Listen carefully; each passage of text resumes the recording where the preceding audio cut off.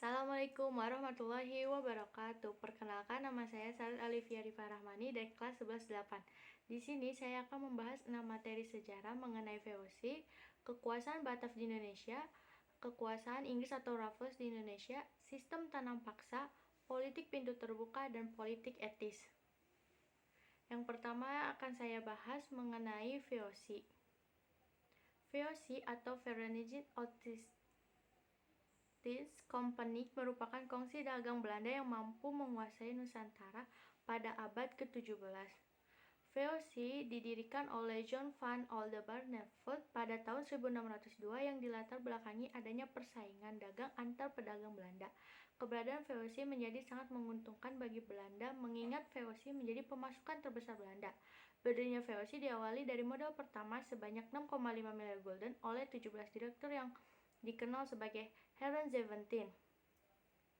Tujuan pembentukan VOC yaitu mencegah persaingan tidak sehat antar sesama pedagang Belanda guna memperoleh keuntungan besar, lalu memperkuat posisi Belanda dalam menghadapi persaingan antar pedagang Eropa dan Asia, membantu dana pemerintah Belanda yang sedang berperang melawan Spanyol.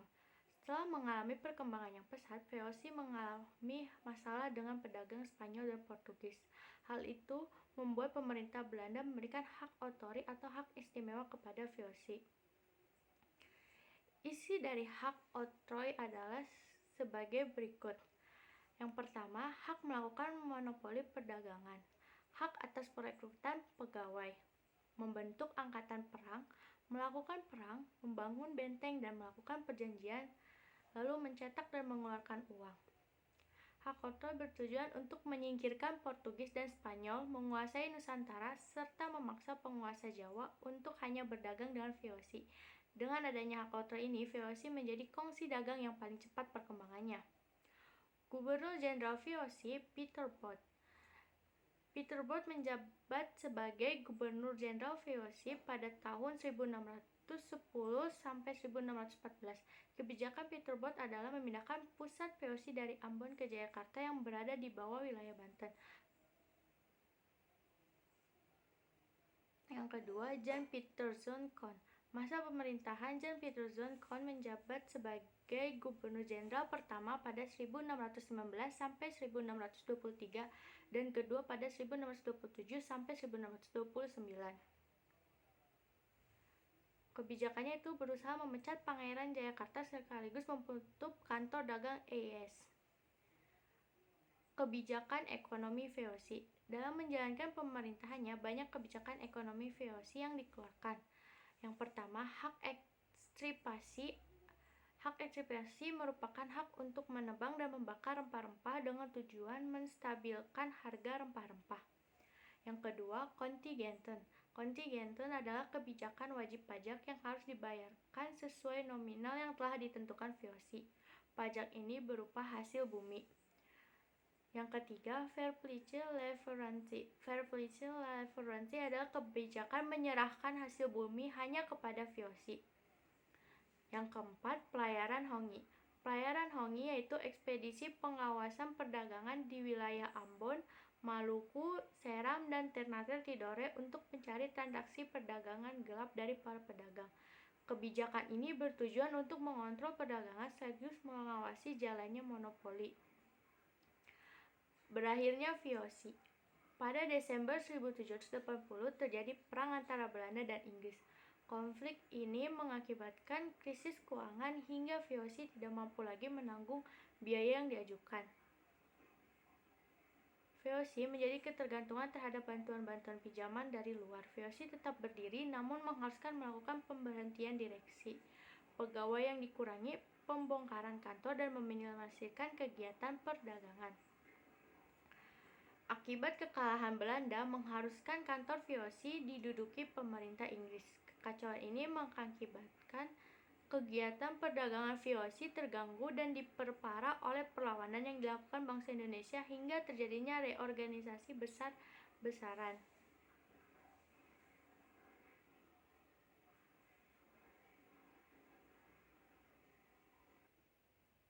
Selanjutnya saya akan membahas mengenai Republik Batav di Indonesia. Republik Batav atau disebut Persemakmuran Batavia merupakan pemerintah kolonial di Hindia Belanda yang berdiri pada tahun 1795 sampai 1811. Berdirinya Republik Batav tidak terlepas dari pendudukan Belanda oleh Perancis, sedangkan Raja Willem V melarikan diri ke Inggris. Louis Napoleon yang merupakan saudara dari Napoleon Bonaparte ditunjuk sebagai raja dari Belanda. Setelah menguasai Prancis, wilayah Hindia Belanda diambil alih menjadi jajahan Prancis. Selama tahun 1800 hingga 1811, pemerintahan Republik Batav dipimpin oleh Herman Willem Daendels dan Jan Willem Jansen. Kekuasaan Republik Batav mengalami kemunduran pada tahun 1811 setelah Inggris mampu menguasai Nusantara. Inggris berdasar surat-surat Kew yang berisi penyerahan Hindia Belanda oleh Belanda kepada Inggris. Berdasarkan pernyataan, Inggris berusaha merebut Nusantara hingga akhirnya pada 1811 di masa pemerintahan Jan Willem Jansen melakukan kapitulasi Tuntang. Pada masa pemerintahan Herman Willem Daendels. Pemerintahan Herman Willem Daendels menjabat dari tahun 1808 hingga 1811. Herman Willem Daendels memiliki tugas utama mempertahankan Jawa dari ancaman Inggris. Dalam rangka mempertahankan Jawa, Daendels menerapkan kebijakan sebagai berikut. Dalam bidang militer, ia melakukan kebijakan membangun benteng-benteng pertahanan, menambah jumlah pasukan dari 3.000 menjadi 20.000 orang, membangun jalan Grote Passweg atau jalan raya pos Pantura sejauh 1.000 km, membangun armada militer di ujung Kulon, Merak, dan Surabaya. Dalam bidang ekonomi, yang pertama memberlakukan uang kertas, membentuk Dewan Pengawas Keuangan Negara, memperbaiki gaji pegawai, menjual aset tanah kepada pihak swasta, menarik pajak kepada penguasa swasta, dan tetap memberlakukan kontingen Verplinsel, Leverency, dan Priengerstelsel.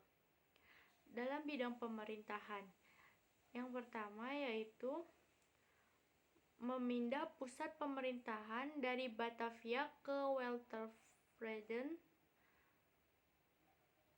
2. Mengangkat penguasa lokal sebagai pemerintah Belanda. Yang ketiga, membagi Pulau Jawa menjadi 9 prefektur dan 31 kabupaten. Dalam bidang sosial, yang pertama, menerapkan kerja rodi pembangunan jalur dari Anyer menuju Panarukan untuk menghubungkan satu wilayah dan wilayah lain. Yang kedua, melanjutkan kebijakan perbudakan, lalu menghapus upacara penghormatan kepada residen, sunan, dan sultan. Dalam bidang hukum dan peradilan, yang pertama yaitu membagi peradilan dalam 3 kasta yaitu Eropa, Timur Asing, dan Pribumi. Memberantas korupsi.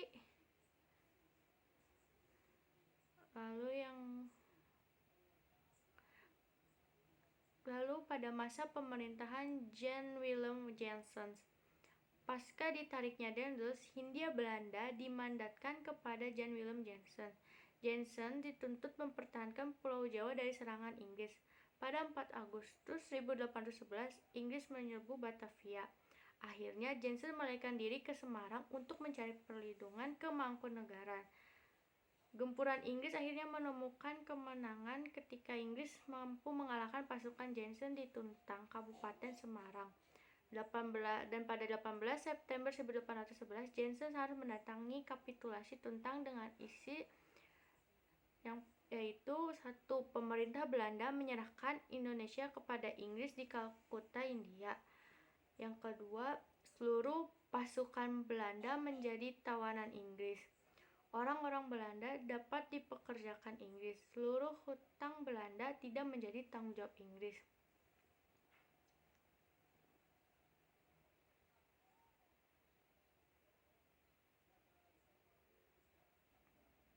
Selanjutnya yaitu materi kekuasaan Inggris di Indonesia.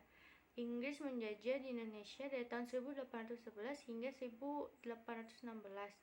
Penjajahan Inggris diawali dengan datangnya Belanda pada 4 Agustus 1811 dengan 60 kapal di pelabuhan Batavia. Pada tanggal 26 Agustus 1811, Batavia jatuh ke tangan Inggris.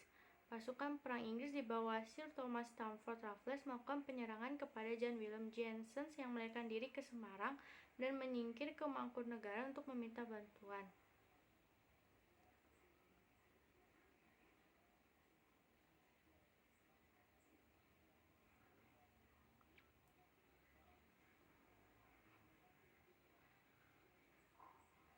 Dalam hal itu, kekalahan Jansen menghasilkan perjanjian kapitulasi Tuntang yang dilaksanakan pada tanggal 18 September 1811.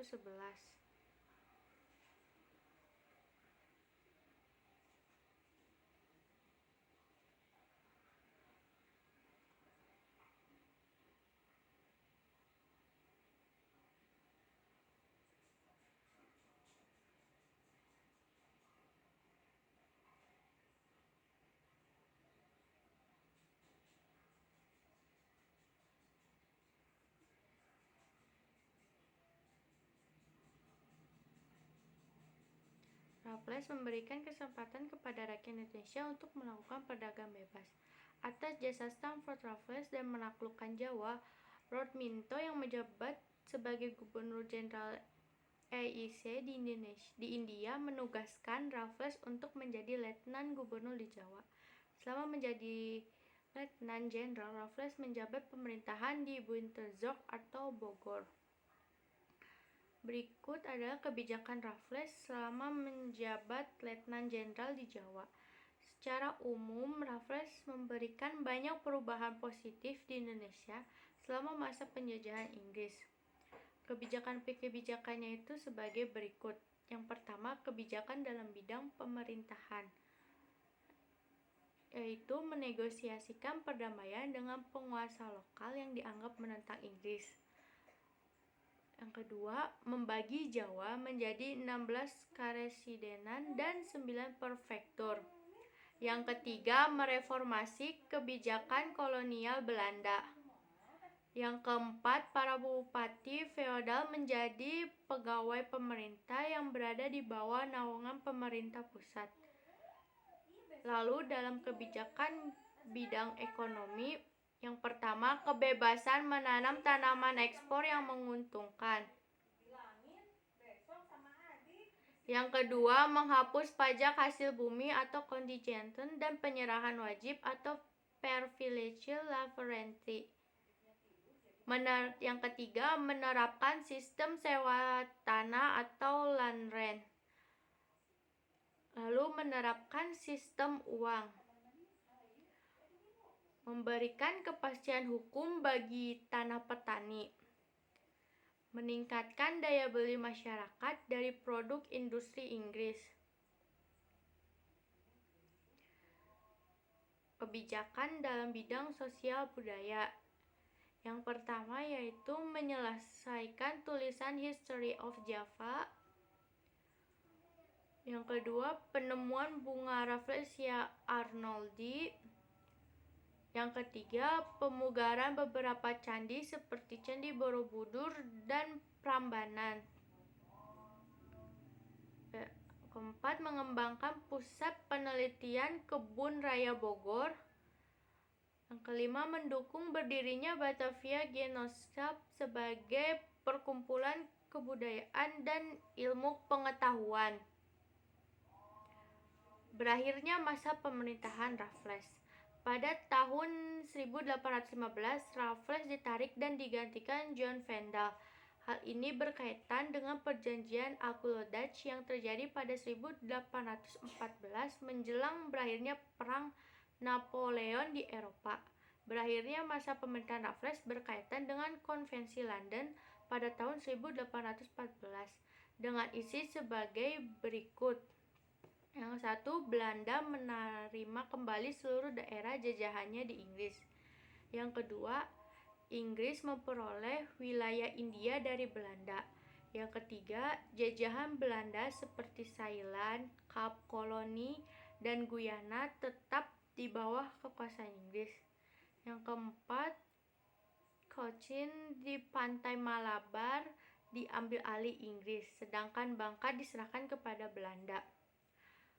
Konvensi London secara resmi dilaksanakan di Indonesia pada tahun 1816 pada 15 Oktober 1817. Raffles ditugaskan menjadi Gubernur Jenderal di Bencoolen atau Bengkulu sebagai penghasil lada. Berikutnya adalah materi mengenai sistem tanam paksa. Pemerintah Hindia Belanda menerapkan sistem tanam paksa pada 1847 yang dipelopori oleh Johannes van den Bosch yang menjabat sebagai Gubernur Jenderal Hindia Belanda. Sistem tanam paksa mewajibkan penanaman tanaman ekspor yang laku di pasaran dan dipaksa menyerahkan hasil tanamnya hanya kepada pemerintah kolonial Hindia Belanda. Latar belakang tanam paksa. Ada beberapa hal yang melatar belakangi kebijakan tanam paksa. Di antaranya yaitu yang pertama, Belanda mengalami krisis ekonomi pasca kejayaan Napoleon Bonaparte 1803-1815 di Eropa. Yang kedua, terjadinya perang kemerdekaan Belgia yang menyebabkan pemisahan wilayah pada tahun 1830. Yang ketiga, besarnya biaya untuk menumpas pemberontakan di Ponorogo atau Perang Jawa. Keempat, kas Belanda kosong dan utang Belanda yang sangat banyak. Yang kelima, pemasukan dari penanaman kopi tidak cukup untuk menutupi kekosongan keuangan. Lalu, kegagalan praktik liberalisasi dalam mengeruk keuntungan tanah jajahan Hindia Belanda. Terdapat aturan tanam dalam sistem tanam paksa sebagai berikut. Dari beberapa latar belakang di atas, Gubernur Jenderal van den Bosch memutuskan untuk melaksanakan tanam paksa. Berikut adalah ketentuannya. Yang ke-1, diadakan persetujuan dengan penduduk agar mereka menyediakan sebagian tanah untuk ditanam tanaman ekspor. Yang kedua, tanah yang disediakan tidak melebihi 1/5 dari tanah yang dimiliki. Yang ketiga, pekerjaan tanaman tidak melebihi pekerjaan untuk menanam padi atau sekitar 3-4 bulan. Yang keempat, tanaman yang disediakan penduduk bebas dari pajak tanah. Yang kelima, harga tanaman disesuaikan dengan harga dari pemerintah kolonial. Yang keenam, kegagalan panen ditanggung pemerintah. Bagi yang tidak memiliki tanah, diharuskan bekerja di perkebunan atau pabrik milik pemerintah selama tidak lebih dari 65 hari dalam setahun. Yang ketujuh, pelaksanaan tanam paksa diwakili pemimpin pribumi. Pegawai Eropa hanya sebagai pengawas secara umum. Lalu, terdapat penyimpangan dalam sistem tanam paksa. Praktek tanam paksa sangat memberatkan rakyat pribumi. Hal itu karena adanya beberapa penyimpangan sebagai berikut. Yang satu, jatah tanah untuk tanam paksa melebihi 1/5 dari tanah garapan dan melebihi apabila tanahnya tidak subur. Yang kedua, rakyat lebih banyak mencurahkan pada tanaman ekspor sehingga ladang miliknya terbengkalai. Yang ketiga, rakyat tidak memiliki tanah bekerja melebihi ketentuan 1/5 tahun. Yang keempat, waktu pekerjaan tanam paksa melebihi batas waktu tanam padi atau 3 bulan karena perkebunan memerlukan perawatan yang terus-menerus. Lalu yang kelima, kegagalan panen dibebankan kepada pemilik tanah. Adanya aturan kultur prosenten atau bonus kepada pemimpin pribumi yang melebihi ketentuan yang semakin memberatkan pemilik tanah. Penyimpangan yang terjadi semakin memberatkan rakyat. Akibatnya terjadi kelaparan dan gagal panen.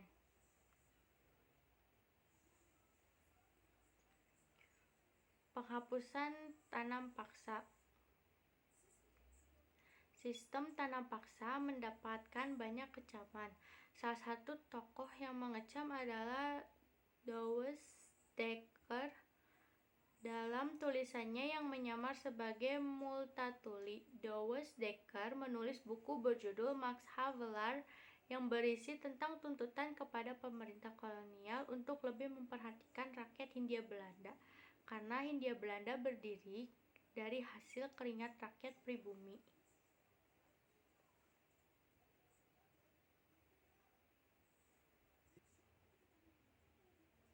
Selanjutnya yaitu materi mengenai politik pintu terbuka.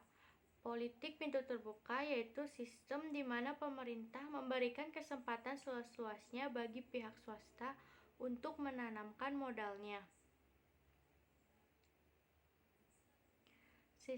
Sistem tanam paksa yang diberlakukan sejak tahun 1830 oleh Van Despot memang memberikan dampak besar bagi Belanda yang mengalami kekosongan kas negara pada masa itu. Namun, berjalannya waktu, banyak yang menentang penerapan sistem tanam paksa yang dianggap tidak manusiawi, terutama dari parlemen Belanda. Keduanya mendesak kepada pemerintah Belanda untuk mengurangi peranan pemerintah dalam perekonomian wilayah jajahan. Desakan tersebut sebagai jawaban atas penindasan terhadap orang-orang Jawa dan Sunda. Salah satu tokoh kaum humanis dari Belanda bernama Eduard Douwe Dekker pada tahun 1860 menerbitkan buku berjudul Max Havelaar dengan nama samaran bernama Multatuli. Kebijakan politik pintu terbuka. Pada tahun 1870 secara resmi sistem tanam paksa dihentikan. Sebagai gantinya, parlemen Belanda menerapkan sistem open door policy atau politik pintu terbuka sebagai kesempatan penanaman modal Hindia Belanda. Berikut 3 peraturan utama dalam kebijakan ekonomi liberal. Yang pertama, Indis Comptabile Wet 1867 UU Perbendaharaan Negara, yaitu undang-undang yang mengatur tentang kewajiban seluruh anggaran pendapatan negara atau APBN Hindia Belanda disahkan oleh parlemen dan melarang mengambil keuntungan dari tanah jajahan. Yang kedua, Agraris Wet 1870 atau UU Agraria, yaitu undang-undang yang mengatur tentang dasar-dasar pertanahan dengan ketentuan larangan gubernur jenderal menjual tanah termasuk untuk tanah kecil. Yang kedua, gubernur jenderal dapat menyewakan tanah yang dibuka oleh rakyat Indonesia dan tanah tempat mengembala ternak atau tanah desa untuk keperluan umum lainnya. Yang ketiga, kebebasan untuk memiliki tanah. Pemodal dapat menyewa tanah melalui hak erfaj atau hak guna usaha dari pemerintah selama 75 tahun. Lalu, gubernur jenderal tidak diperkenankan mengambil tanah yang telah dibuka oleh rakyat untuk kepentingan sendiri, kecuali untuk keperluan umum. Tanah milik pribumi mendapat hak eigendom atau hak mutlak dengan syarat dan pembatasan yang telah diatur dalam undang-undang. Yang ketiga, Suikerwet 1870 atau UU Gula menetapkan bahwa pemerintah Belanda tidak diperbolehkan memonopoli gula, melainkan diperbolehkan swasta untuk ikut menjalankan usaha gula di Hindia Belanda. Terdapat dampak dari politik pintu terbuka. Yang ke-1, berkembangnya sistem kapitalisme. Yang kedua, Munculnya industri perkebunan seperti di Deli, Jember, Kedung, Klaten, dan Kediri. Yang ketiga, munculnya praktek pertambangan di Sumatera, Jawa, Kalimantan, dan Pulau Bangka. Yang keempat, berkembangnya infrastruktur seperti kereta api, jembatan, pabrik, dan lain-lain. Yang kelima, eksploitasi tanah besar-besaran di Hindia Belanda. Yang keenam, kelas menengah atau pengusaha dapatkan keuntungan yang besar dari pelaksanaan sistem ekonomi liberal ini. Yang terakhir, saya akan menjelaskan mengenai materi politik etis. Latar belakangnya yaitu politik etis atau politik balas budi merupakan kebijakan Hindia Belanda sebagai reaksi tuntutan protes dari ditetapkannya kebijakan tanam paksa yang dilayangkan oleh Van Deventer. Kebijakan tanam paksa atau kulturstelsel yang diterapkan oleh Van der Bosch membawa kesengsaraan bagi Hindia Belanda. Penyimpanan kultur prosenten atau pemberian bonus kepada bupati yang melebihi target semakin membuat praktek pemerasan dan perbudakan semakin membesar. Kondisi inilah yang membuat keamanan dari warga Belanda yang menganggap bahwa Hindia Belanda tidak manusiawi. Van Deventer dalam majalah The Gids berjudul A Rechtsschuld atau Hutang Budi menjelaskan bagaimana kesengsaraan bangsa Indonesia yang hasilnya dinikmati oleh Belanda. Gagasan tersebut didukung oleh Ratu Wilhelmina. Terdapat program politik etis. Yang pertama, program edukasi. Dalam program ini, edukasi pendidikan dengan membuka sekolah model barat yang diharapkan lahir kesetaraan dan emansipasi.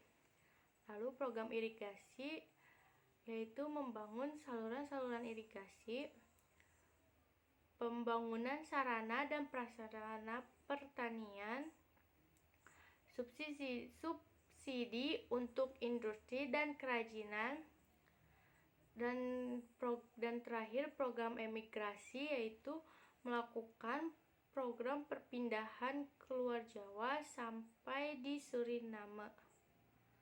Tujuannya untuk memeratakan jumlah penduduk.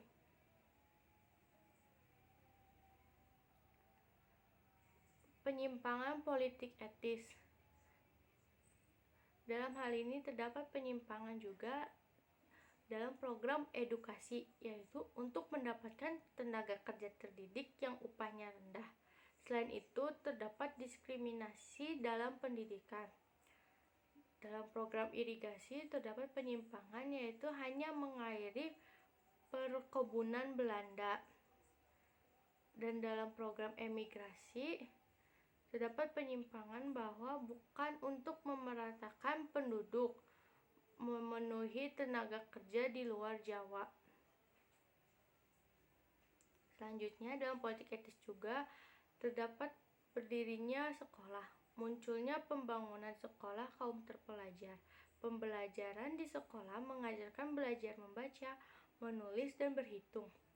Terdapat 2 sekolah. Yang pertama, sekolah angka 1 diperuntukkan bagi anak pegawai negeri dan orang kaya.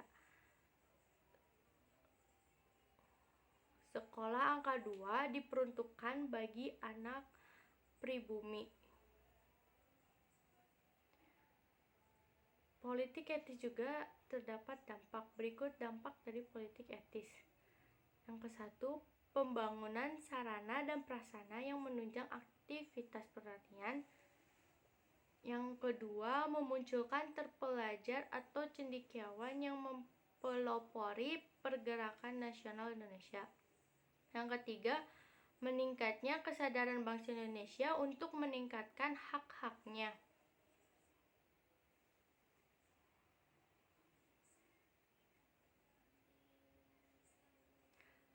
Cukup sekian dari saya, kurang lebihnya Mohon maaf dan semoga materi yang saya sampaikan dapat dipahami dengan baik.